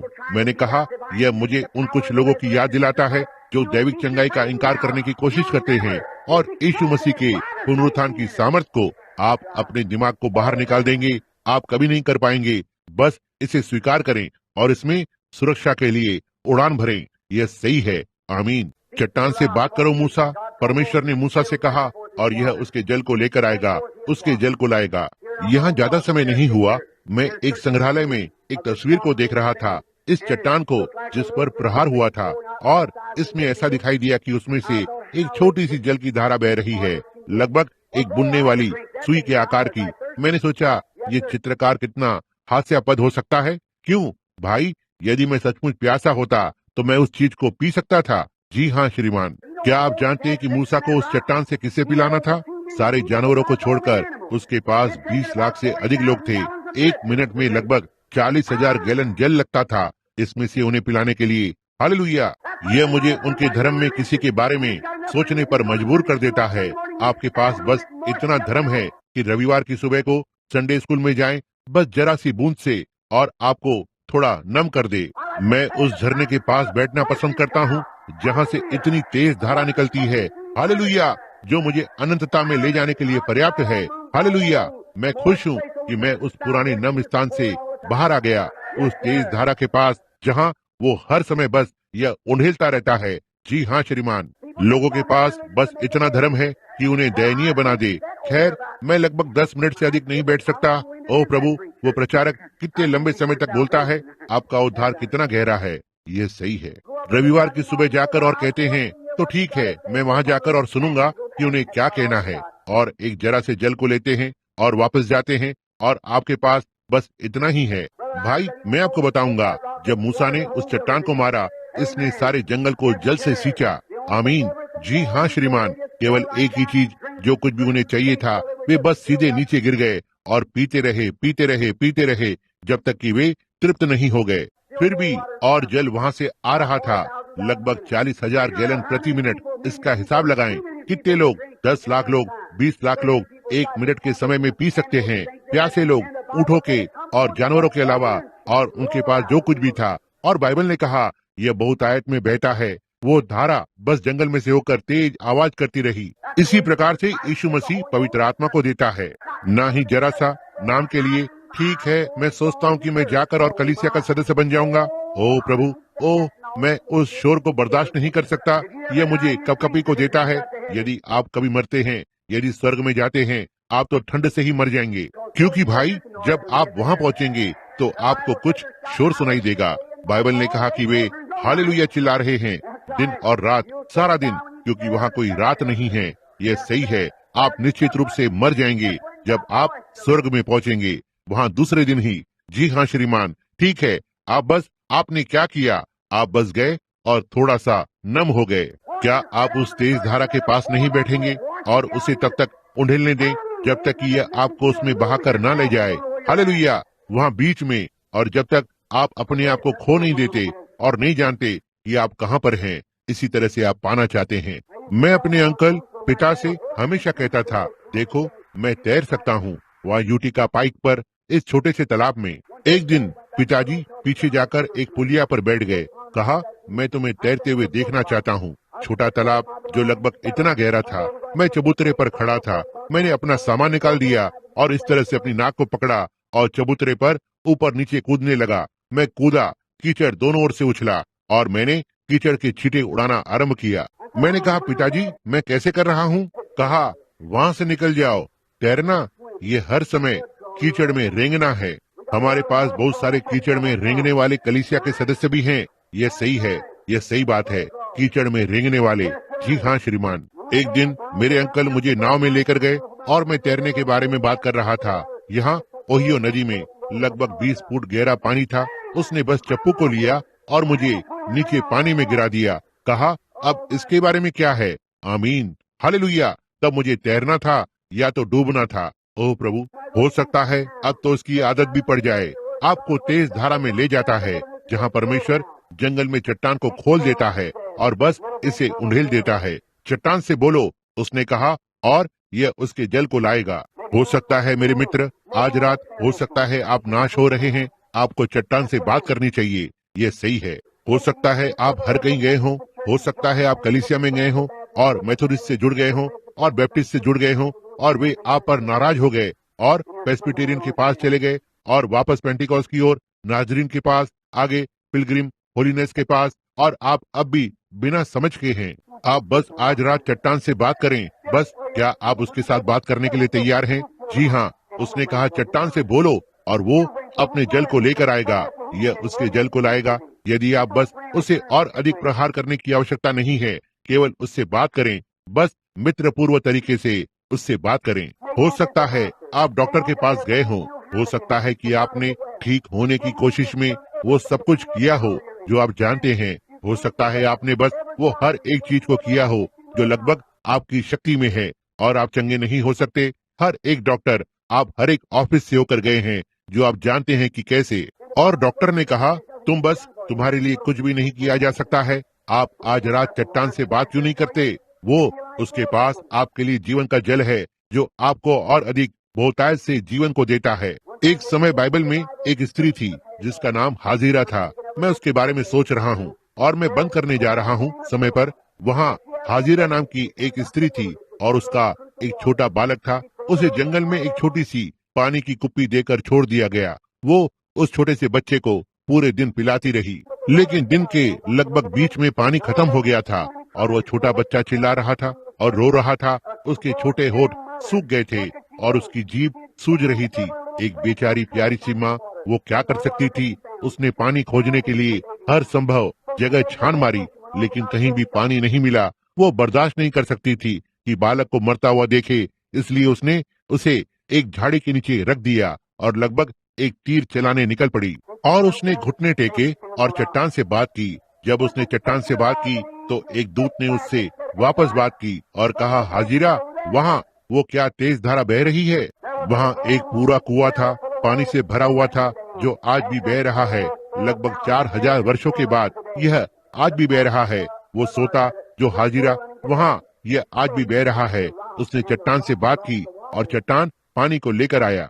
एक दिन कुछ इब्रानी बच्चे आग की भट्टी में गए और उन्होंने चट्टान से बात की और चट्टान उनके साथ थी। एक समय एक स्त्री सामरिया से बाहर आई थी। वो निराश थी, वो पाप से भरी हुई थी और शायद उसके जीवन पर बहुत सी चीजें लटकी हुई थी और वो निराश थी। वो राहत के लिए याकूब के कुएं के पास जाकर और वो वापस आ जाती। वो याकूब के कुएं के पास जाकर और वापस आ जाती। और एक दिन उसने पानी के घड़े को नीचे रख दिया और वो निराश होकर वहाँ खड़ी थी और वहाँ चट्टान खड़ी थी जो उसके पास खड़ी थी। उसने उस चट्टान से बात की। उसने उसे उसके प्राण में एक बड़ी तेज धारा को दिया। वो नगर की ओर भागी। वो अब कभी भी पानी निकालने को नहीं आई। उसके पास जीवन था। उसने कहा, आओ एक मनुष्य को देखो जिसने मुझे वो सब कुछ बताया जो मैंने कभी किया। क्या यह मसीह नहीं है? उसने चट्टान से बात की और चट्टान ने उसके जल को दिया।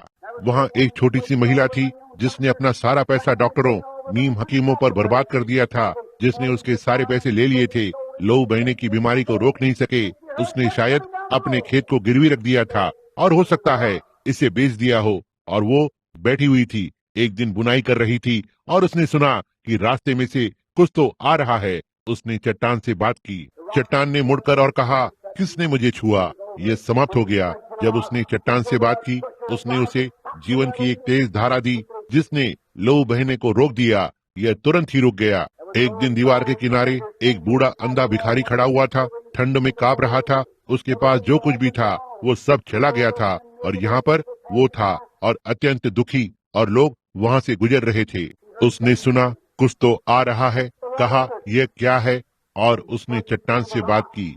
यद्यपि उसके कलीसिया के सदस्यों ने जो उसके आसपास थे उसे रोकने की कोशिश की, कहते हुए, वहाँ कोई आवश्यकता नहीं है, तुम इसे नहीं पा सकते, दूर रहो, शांत रहो।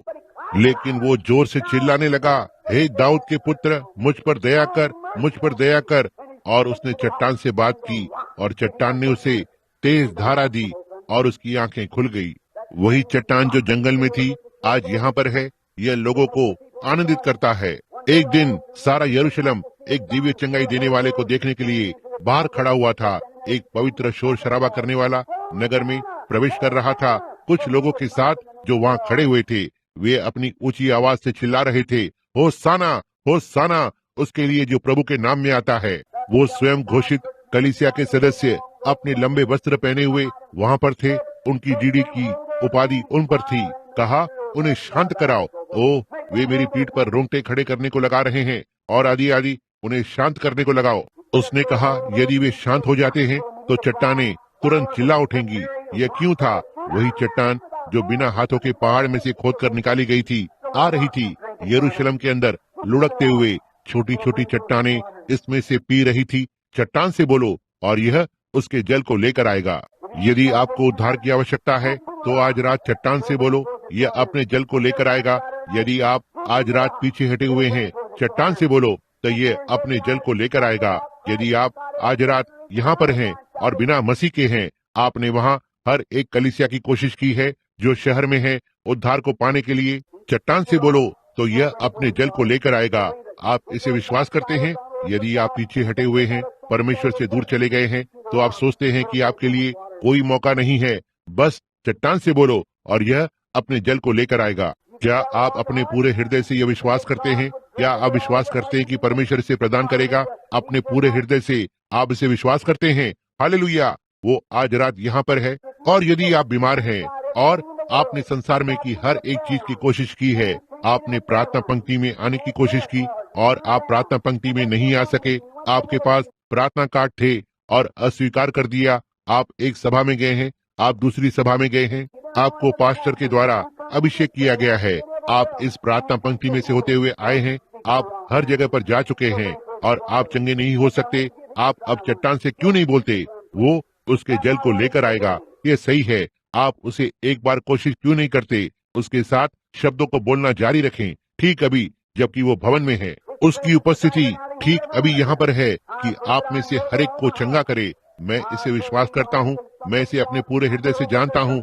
मैं विश्वास करता हूँ कुछ चीजें हैं जो मैं नहीं जानता, लेकिन कुछ चीजें हैं जो मैं जानता हूँ, और मैं जानता हूँ कि यीशु मसीह जीवित परमेश्वर का पुत्र ठीक यहाँ पर है। जबकि मैं वेदी की पुकार को करने की कोशिश भी कर रहा हूँ, ठीक अभी मेरे हृदय में वे दर्शन ठीक अभी पूरी इमारत में दिखाई दे रहे हैं। ओह, यह सही है, परमेश्वर की सामर्थ ठीक यहाँ पर है, यह सही है। मैंने उसे यहाँ पर घूमते हुए देखा है।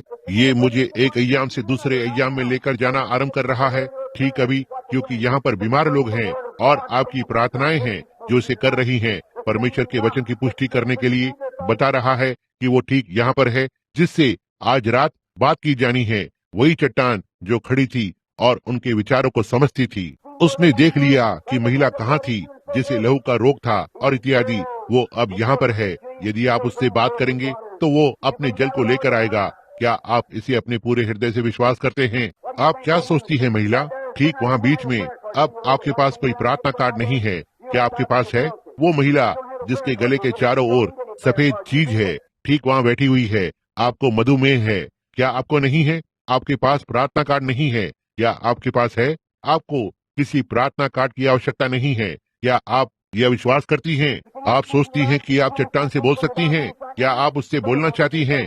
ठीक अभी आपके मधुमेह के लिए तब अपने पैरों पर खड़ी हो जाएं। यह सही है। बस कहें, मैं यीशु मसीह को अब अपने चंगाई देने वाले के रूप में स्वीकार करती हूँ, और परमेश्वर आपको घर ले जाएगा और आपको चंगा करेगा। चट्टान से बोलो, परमेश्वर आपको आशीष दे। तो ठीक है, जाओ और स्वस्थ रहो। आप इसके बारे में क्या सोचती है महिला जो उसके बगल में बैठी हैं? आपके पैरों में कमजोर और मुड़ी हुई नसें हैं, क्या ऐसा आपके साथ नहीं है? यह सही है, अपने पैरों पर खड़े हो जाएं। क्या आपका पति वहाँ आपके बगल में नहीं बैठा है?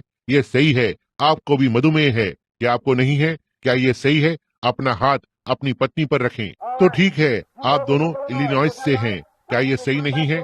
अब आप वापस इलिनॉइस वापस जाएं, चट्टान से बोलते हुए, और यह आपको छोड़ देगा और फिर कभी वापस नहीं आएगा। हालेलुया।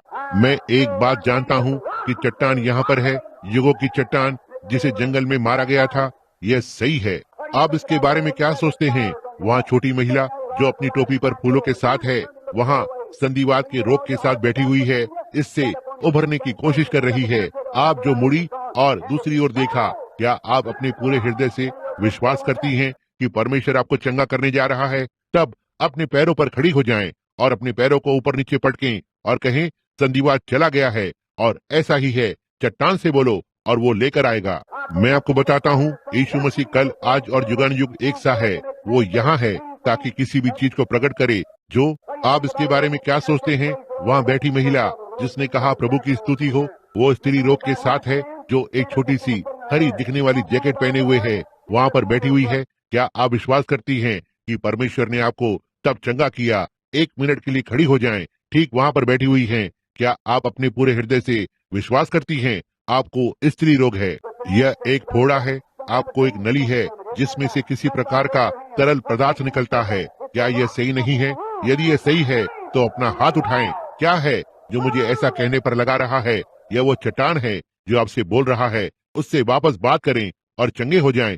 हालेलुया। ओह, वो किस तरह से अपने सामर्थ्य के प्रकटीकरण को लाना चाहता है। और मैं परमेश्वर के दूत को देखता हूँ, वही अग्नि का स्तंभ जो जंगल में बच्चों के पीछे पीछे जाता था, अब इस इमारत में से होकर मंडरा रहा है। मैं एक महिला को ढूंढने की कोशिश कर रहा हूँ। वो प्रार्थना कर रही है। वो यहाँ कहाँ है? यहाँ वो खड़ा है। जी हाँ, यह एक छोटी सी महिला है जो ठीक वहाँ पर खड़ी है। दूसरी वाली वहाँ बैठी हुई है। नहीं, वो यह एक पुरुष है जो खड़ा हुआ है। यह एक शराबी पति है जिसके लिए आप प्रार्थना कर रही हैं। क्या यह सही नहीं है महिला? यदि ऐसा है तो ठीक वहाँ अपने पैरों पर खड़ी हो जाएं। क्या आपका एक शराबी पति नहीं है जिसके लिए आप प्रार्थना कर रही थी?